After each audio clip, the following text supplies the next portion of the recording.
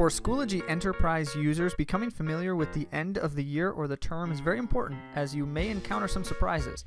The first thing that happens is when you reach the end of a term, your courses will automatically archive. Any courses with students populated in them, the ones created by your student information system, will automatically archive.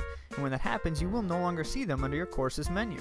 So if you're looking through your courses menu and you lose something, first, check the See All button. This is how you're going to find the courses that have been archived. You'll notice immediately there's an archived button near the top.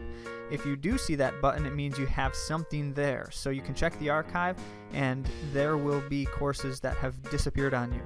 Also, if you have perchance accidentally deleted a course, which does happen, you have a deleted courses button over on the right hand side over here, and that will show you any courses that you yourself deleted. This is not what happens at the end of the term, however. At the end of the term, the courses will archive automatically.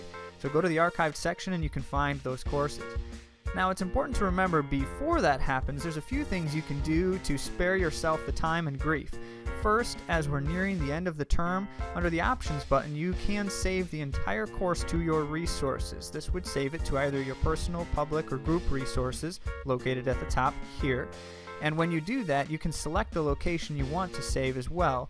And in that case, if you wanted it to be someplace that's shared with others, you can do so under those collections and group resources. You can choose the folders, etc. When you do that, it saves everything in the course to your resources section, so that if you want to add it to a new course or a different course or share with someone else, you can do so quite easily.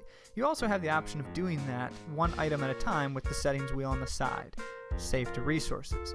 Now let's just say we've reached the end of the term, I forgot to do that, and instead my course is gone and it ended up in the archive. If I go to my archived courses, I can still grab that course from the archive, and then I can save the materials at that time. So I never lose those materials even if the course archives. And when I do select the archived course, I have the option again of saving everything to resources, or I can skip a step and migrate individual items right to my new course with the Copy to Courses button. And what that would do is that would allow me to skip going through my resources first. It entirely depends on your preferences and workflow. Now let's talk for just a brief moment about basic Schoology users. If your school or district does not have Enterprise, then your course will never automatically archive. You would have to do that manually yourself. So let's say I have 30 students in my course, we've reached the end of the term, and I need to do something organizationally.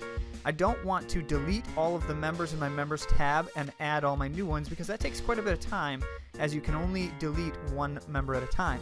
So instead, I may still archive my course, but again, I'm first going to save to resources or copy the items to my new course. And then I can always, when I need to, find my courses under the See All button. As a Schoology Basic user, the only way to archive or delete a course is on this menu. When you see your courses in that See All button, use the settings wheel, and you have options such as delete, or in some other instances you have options where you can archive a course, depending on which section, etc. So when I do, I look for those delete or archive buttons, and that's how I can rid myself of the course.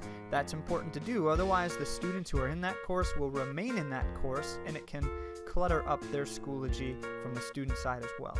Remember though, if I ever delete a course or any materials in a course, I can always find them again. I have my deleted courses button over here on the right.